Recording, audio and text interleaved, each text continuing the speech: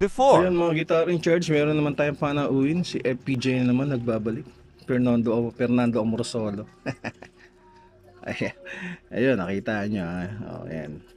Need na talaga ipa-set up, no? So, ayan. Tsaka number one problema, napakataas na action. Yun, diba? Taas yung action niya. Nahihirapan yung may-ari, no? So, isi-set up natin, natural, malamang isi-set up talaga. Set upin talaga yung mga ganito para magamit mo na maayos. Yun, no? AW Fernando. So, okay, balikan natin. Pagagandahin na naman natin to. Alisin natin mga talim, tatalim. Baka nyo na lang si Fernando Morsolo. Alright. Kung mapapansin mo, no, mayroon na siyang mga string canal. Kaso parang iba yung pagkakagawa. May mga lubog.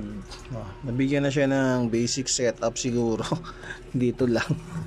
Pero mataas pa rin, di ba? Pagkakagawa, no? So ayusin natin yan para bumaba. After. At eto niya mga guitar in charge, si FPJ Fernando Amorsolo. Ayan. Okay na, no? Ayan na yung nuts niya. Ang ganda na. Okay. Tayo na yung mga fret, mga bossing. Mismo na yan. Ayun, no? Bata makulit, oh. Say hi. Hi, I got marbles. Okay. Ayun na yung mga gitara. Ang mga gitara, mga fret. Ayan, kinis. Tsaka low action, ayan. Okay, hindi na siya mamumroblema. Good na mga bossing, Fernando. Ayan na yung bridge, no? Plastic lang pala yung bridge.